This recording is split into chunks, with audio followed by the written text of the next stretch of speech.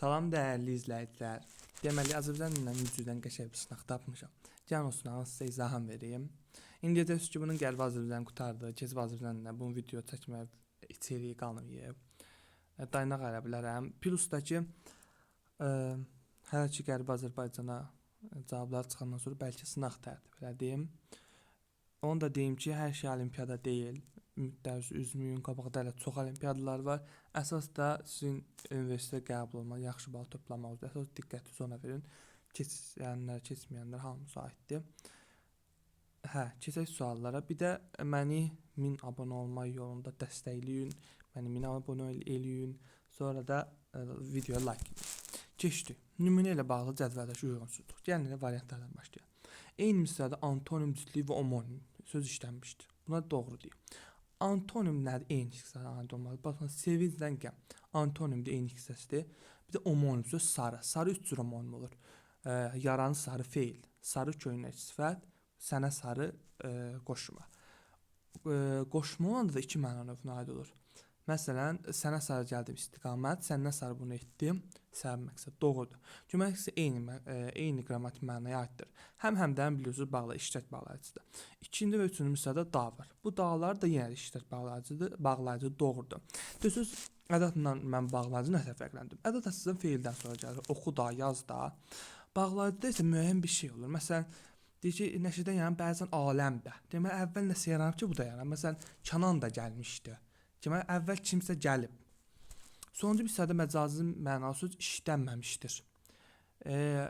İnsanların yeri yeməsi məcazi mənalıqdır.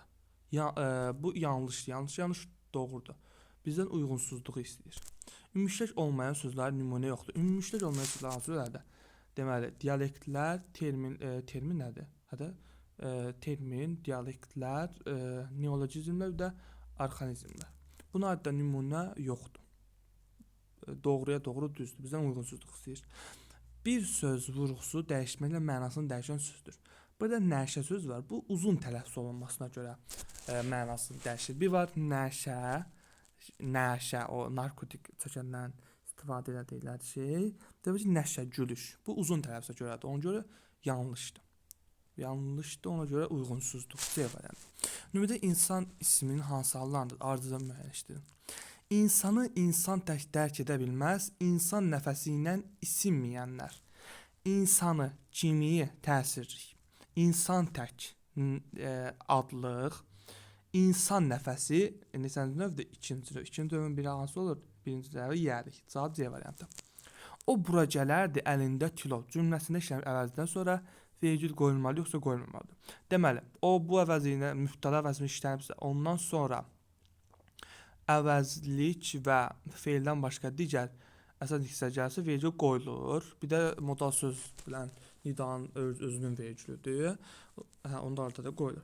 Vergül qoyulmalıdır çünki özündən sonra zərf gəlir. Yəni cavab B variantı. O birislər heç bir aiddir, düzəlməyə ehtiyac yoxdur.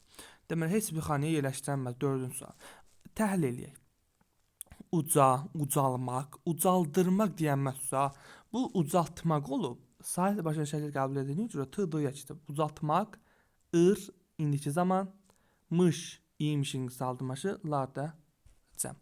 Pozmaq, pozdurmaq,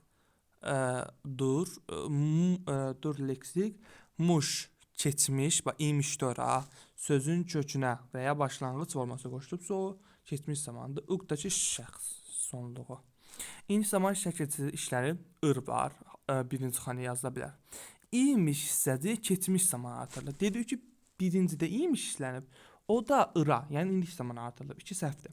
3 qrammatik şəkilçili söz işlənib. Ucal, burada ırmışlar, düzdür. Kök feil olmasa da söz feildən yaranmışdır. Baxın, uca sözü sifətdir, amma sözün hansı nitq hissəsində yaranması axırıncı nitq hissəsində hara artırılıbsa odur. Axırıncı nitq hissəsində, axırıncı leksik şəkildə hansı söz artırılıbsa odur. Baxın, axırıncı leksik şəkildə hansıdır? T. Onu çıxırıq. Hansı qalır? Ucal. Ucal hansı nitq hissəsidir? Feil. Yəni ki, düzdür.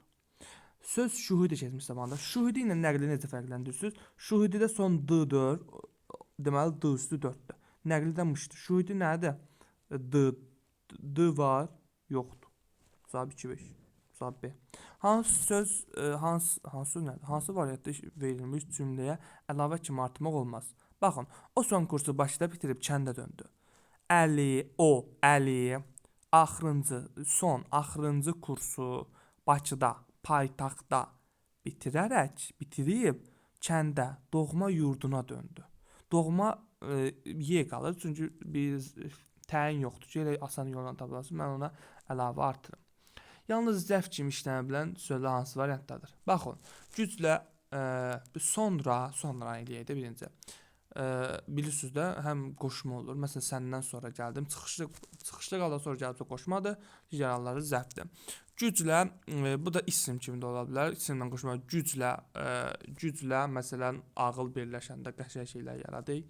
Amma güclə bunu etdi, orada zərf. Yaxşı adam, yaxşı danışır, sifət zərf.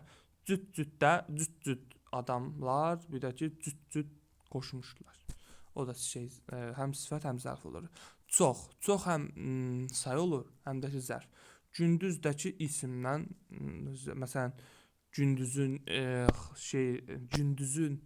nətər idi o? Gecənin şərrindənsə gündüzün xeyri yaxşı, elə bir şeydir. Onda da isim olur. Gündüz gəlmişə zərf olur. Gündə bizə gələrdi, zərfdir. Nə vaxt? Dadə həm leksik olur, həm də şey kimi, yerli kağıt kimi. Məsələn, gündə nə isim də olur da. Gözəl də onu bilirsiniz. İndi zərfdir, üzü yuxarıda zərfdir. Zaman zərfi, bir də üzü yuxarı yer. Nümunə morfoloji təhlili. Variantlara başlayaq. Yalnız ümumi isimlər istifadə olunmuşdur. Şahdaq var orada nə boyda, gözümüzə soxaylar. Agitdə. Zərfin mənada iki növünə istifadə olunmuşdur, qalsın. Nümunədə işləmiş sarı söz müxtəlif hissədir. Deyir, şahdağa sarı, yaylağa sarı qoşmadır hər ikisində istiqamətdir. Deməli isə yalnız birindən istifadə olunmuşdur. Baxaq, elə bil modal söz, elə bil sanki güya bənzətmə də özündən əvvəl sonra zad vergi qoyulmur. Sarı, deməli isə yalnız birindən istifadə olunmuşdur. Bu səhvdir. Sarı var, qoşma, bir də modal söz var.